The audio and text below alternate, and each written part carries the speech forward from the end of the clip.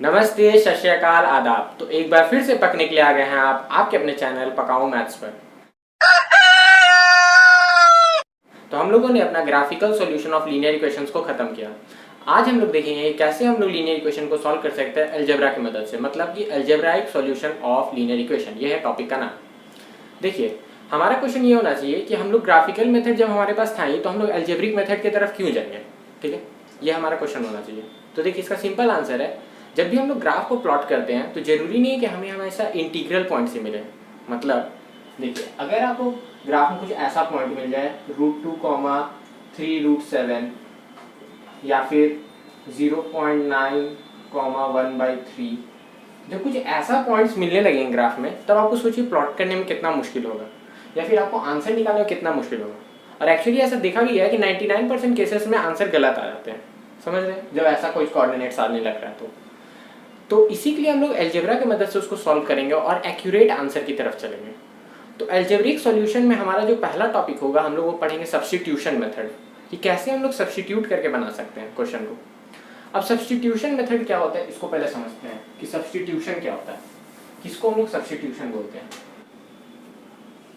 पहला हमारा जो है वो है सब्स्टिट्यूशन।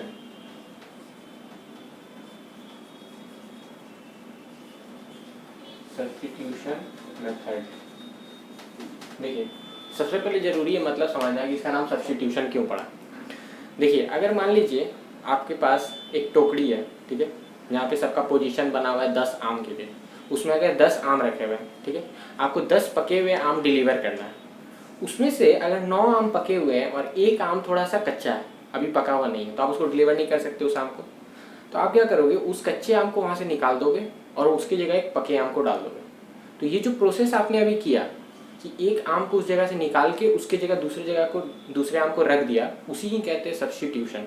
मतलब किसी एक पोजीशन पे एक चीज़ को हटाना और उस चीज़ को लाके रख देना वहाँ पे, ठीक है, सिर्फ हटा के छोड़ नहीं देना, वहाँ पे कुछ लाके रखना, इसी चीज़ को हम लोग सब्स्टिट्यूशन कहते हैं। और इसी चीज़ का इस्तेमाल अभी हम लोग यहाँ क्वेश्चन को सॉल्व करने में भी करेंगे, इसी के लिए इसका नाम पड़ा है सब्स्टिट्यूशन मेथड। मतलब हम लोग एक चीज़ का वैल्यू को निकालेंगे और दूसरे जगह उसी चीज़ को डाल देंगे, तो हो गया ना सब्स्टिट्यूट। तो आइए पहले देखते हैं पहला क्वेश्चन। क्वेश्चन है x + y = 1 और 2x - y = 6, ठीक है, ये हमारा क्वेश्चन है। बोलता है क्वेश्चन में ऐसा आपको मेंशन रहेगा, इसको सॉल्व करिए सब्स्टिट्यूशन मेथड से, मतलब सब्स्टिट्यूट करके। तो सबसे पहले हम लोग समझते हैं सब्स्टिट्यूशन मेथड से हम लोग सॉल्व कैसे कर सकते हैं। ठीक है, यहाँ पे हम लोग को किन किन चीज़ों का जरूरत पड़ेगा। हम लोग को जरूरत पड़ेगा कि हम लोग linear equation in one variable को कैसे सॉल्व करते हैं। तो linear equation in one variable को कैसे सॉल्व करते हैं, याद करिए। मान लीजिए आपके पास दिया हुआ है x + 3x = 4, आपको बोलेगा x का वैल्यू क्या होगा। तो देखिए, ये x है, ये x है, तो आपस में जोड़ सकते हैं इसको हम लोग। बात को समझने की कोशिश करिए, जो चीज़ सेम होता है उसको हम लोग आपस में ऐड कर सकते हैं। ये एक x है, ये एक x है, ये 3x है, तो 4x हो जाएगा मिलके। जैसे आपके पास अगर एक चॉकलेट है और 5 चॉकलेट है, तो कुल मिला के 6 चॉकलेट हुआ ना। लेकिन अगर आपके पास एक चॉकलेट है और एक फूल है, तो आप नहीं बोलोगे कि आपके पास 2 चॉकलेट या 2 फूल है, आप बोलोगे एक चॉकलेट एक फूल है। जो सेम तरह का चीज़ होता है उनको हम लोग आपस में जोड़ सकते हैं। जैसे ये x है, ये भी x का ही चीज़ है, लेकिन ये 3 है, तो x + 3x 4x हो जाएगा, = 4 है। ये 4 यहाँ x के साथ मल्टीप्लाई हुआ है, तो उधर जाके क्या हो जाएगा, डिवाइड। ये सब बेसिक चीज़ आपको क्लियर रखना होगा। 4/4 कट के 1 आ जाएगा, तो x = 1। तो ये तो हम लोग का था linear equation in one variable. Linear मतलब पावर 1 इक्वेशन है, = और वेरिएबल एक है x। इसी अगर आपको ये चीज़ सही से सॉल्व करने आता है तो आपको सब्स्टिट्यूशन मेथड में कोई दिक्कत नहीं होगा। ठीक है, इस चीज़ को पहले एक बार आप क्लियर कर लीजिए, इसका प्रैक्टिस कर लीजिए, उसके बाद हम लोग इसमें बढ़ते हैं। ठीक है, तो आते हैं इसमें। ये 2 इक्वेशन है, इसको पहला इक्वेशन बोलते हैं, इसको दूसरा इक्वेशन। ठीक है, हम लोग क्या बोले, हम लोग एक चीज़ का वैल्यू निकालेंगे और दूसरे में उस चीज़ को पुट कर देंगे। ठीक है, चलिए यहाँ से आप कोई भी वैल्यू इक्वेशन पकड़िए। चलिए हम इसको पकड़ते हैं या इसको ले लेते हैं। ठीक है, जिसको मन उसको, हम इसको लिए, यहाँ से हम y का वैल्यू निकालते हैं और इस इक्वेशन में डाल देंगे। तब क्या होगा, y का वैल्यू क्या आएगा, in the terms of x and constant. ठीक है, तो ये जो होगा एक्सप्रेशन वो पूरा तरीका से x में आ जाएगा, मतलब linear equation in one variable हो जाएगा, और जो कि हम लोग को सॉल्व करने आता है। यही हमारा एम था।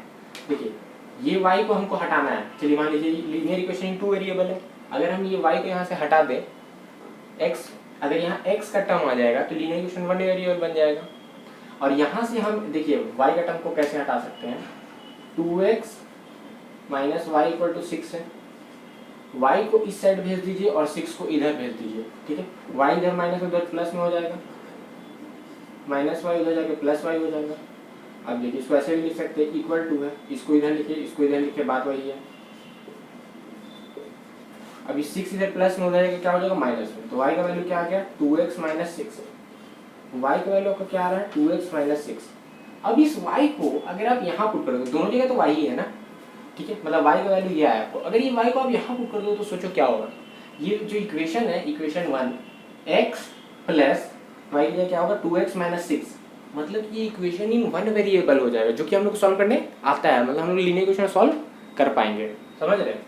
चलिए तो इसको यहाँ पुट कर देते हैं, इसको मिटाते हैं, x की जगह x रह जाएगा प्लस y की जगह क्या पुट हो जाएगा 2x माइनस 6, 2x माइनस 6, ये पूरा पुट हो गया y की जगह equal to 1, x plus 2x 3x हो गया, माइनस 6 इक्वल टू 1, माइनस 6 हो जाएगा क्या हो जाएगा प्लस 6 हो जाएगा, तो 3x equal to 1 plus 6 7, x का वैल्यू कितना आ गया 7/3, आपको x निकल के आ गया, ठीक है। ये वैसा x है जो इसको भी सेटिस्फाई कर रहा होगा, इसको भी सेटिस्फाई कर रहा है, अभी हम लोग चेक करके देखेंगे। चलिए तो इसी हिसाब से हम लोग पहले y निकाल लेते हैं, y यहाँ पुट करने निकल जाएगा ना x का, क्योंकि y जो x के टर्म्स में एक्सप्रेस है।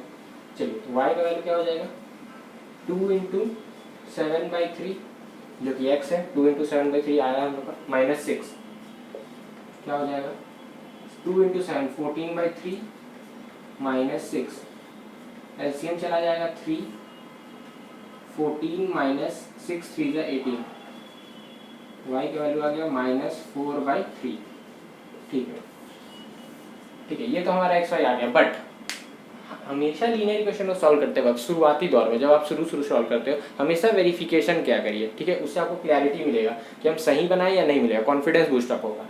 चलिए इसको हम लोग वेरीफाई करके देखते हैं। x का वैल्यू क्या आया है 7/3, y का वैल्यू -4/3। कोई भी एक इक्वेशन आप डाल के देखिएगा उसको सेटिस्फाई करेगा। जैसे पहला इक्वेशन हम डालते हैं, x का वैल्यू क्या है, x का वैल्यू है 7/3 और y का वैल्यू क्या है -4/3। इसको सॉल्व करेंगे तो क्या आएगा, एलसीएम चला जाएगा 3, ऊपर 7 माइनस 4 जो कि हो जाएगा 3/3, कट के आ गया 1। इसको जब हम सॉल्व किए तो 1 आया और वो 1 के बराबर दिया हुआ है, मतलब कि ये स्टेटमेंट सही हो गया, मतलब ये इक्वेशन सेटिस्फाइड है इस x और y की वजह से, ठीक है। लेकिन जो हम लोग जो सॉल्यूशन निकल के आता है लीनियर इक्वेशन का, वो साइमल्टेनियसली मतलब एक ही साथ दोनों को सेटिस्फाई करना चाहिए। तो नेक्स्ट वाले को सेटिस्फाई कर रहे हैं कि वो भी देख लेते हैं। 2 इंटू एक्स की जगह क्या पुट होगा 7/3 माइनस y की जगह -4/3, ये माइनस इसका है और y पहले से माइनस में है, ये हो जाएगा 14/3 माइनस माइनस प्लस 4/3, एलसीएम चला जाएगा 3, 14 प्लस 4 18, 18 3 से कैंसिल होता है 6 टाइम जो कि 6 के बराबर है। इसको जब हम सॉल्व करें 6 के बराबर 6 है, इक्वल टू में भी 6 दिया हुआ, मतलब कि सही है, दोनों को साइमल्टेनियसली सेटिस्फाई कर, मतलब कि हम लोग आंसर सही है। तो यही था हमारा सब्स्टिट्यूशन का मेथड, ठीक है। हम चलिए इसको नोट कर लीजिए, उसके बाद एक क्वेश्चन देते हैं, उसको खुद से आप प्रैक्टिस करिएगा। तो ये है सब्स्टिट्यूशन के लिए आपके लिए प्रैक्टिस क्वेश्चन, ठीक है। इसे आप सॉल्व करिएगा सब्स्टिट्यूशन मेथड से। अगर आपको और कोई मेथड आता है तो उसे अभी ये ना लगाएं, सब्स्टिट्यूशन का इस्तेमाल करें ताकि आप सीख पाए सब्स्टिट्यूशन, ठीक है। उसी तरह करना है, y को x के टर्म में एक्सप्रेस कर लीजिएगा या x को y के टर्म्स में, और किसी एक इक्वेशन डाल के लीनियर इक्वेशन इन 1 वेरिएबल बना के आंसर निकालिएगा, ठीक है। आंसर कमेंट करें। देखिए सब्स्टिट्यूशन क्वेश्चन में एक आपको इंपॉर्टेंट बात का ध्यान रखना होगा, ठीक है। जब भी आप सब्स्टिट्यूशन से क्वेश्चन को बनाएं, इस बात को नोट करें। क्या होता है कभी कभार जब हम लोग लास्ट इक्वेशन में, मतलब जब भी हम लोग पुट करने के बाद जो हम लोग का लास्ट इक्वेशन बचता है लीनियर इक्वेशन इन 1 वेरिएबल का, कभी कभी वहाँ पे क्या होता है कि आपको स्टेटमेंट ट्रू मिल जाएगा, मतलब कि आपको कोई आंसर नहीं आएगा, कोई आपको वेरिएबल ही नहीं बचेगा लास्ट में। जैसे पिछले बार आपको क्या हुआ, जैसे x का वैल्यू कुछ आया था, जहाँ तक मुझे आता है -7 कुछ ऐसा आया था 7/3 जैसा, लेट अस सपोज x का वैल्यू 7/3 जैसे यहाँ कुछ आ रहा है, अब क्या होगा, कभी कभार होता है लास्ट इक्वेशन में x रहेगा ही नहीं, मतलब इस साइड भी नंबर रहेगा, यहाँ पे भी कुछ नंबर रहेगा और यहाँ पे भी कुछ नंबर रहेगा, समझ रहे? तो अगर बोलता है कि ये अगर स्टेटमेंट अगर ट्रू हो जाएगा, जैसे ये स्टेटमेंट क्या ट्रू है कि फॉल्स है, 3 = 7/3 तो फॉल्स है, ठीक है।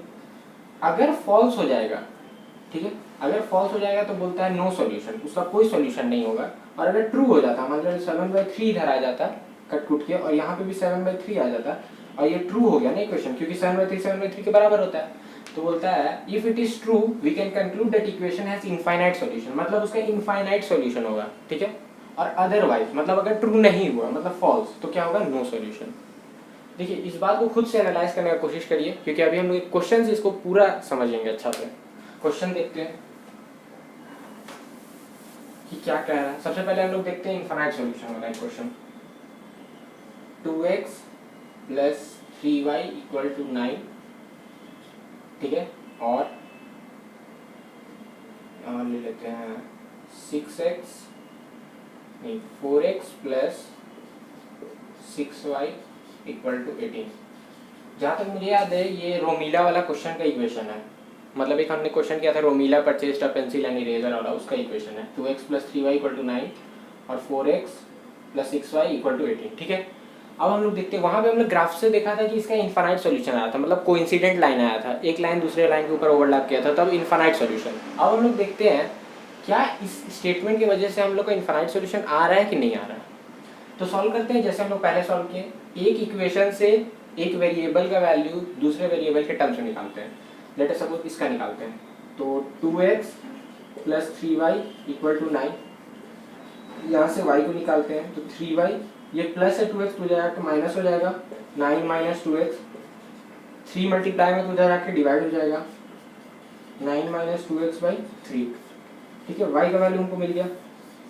अब क्या बोले थे हम लोग, सब्स्टिट्यूट करते हैं, मतलब उसके जगह पे इसको हटाएंगे, इस y को जैसे मैंगो को हमने हटाया था, कच्चे मैंगो को, और उसके जगह पक्के मैंगो को डाला था, उसी तरह इसको हटाएंगे, इस y को, और इस y की जगह इस वैल्यू को पुट कर देंगे, ठीक है। इसी को कहते हैं सब्स्टिट्यूशन का प्रोसेस।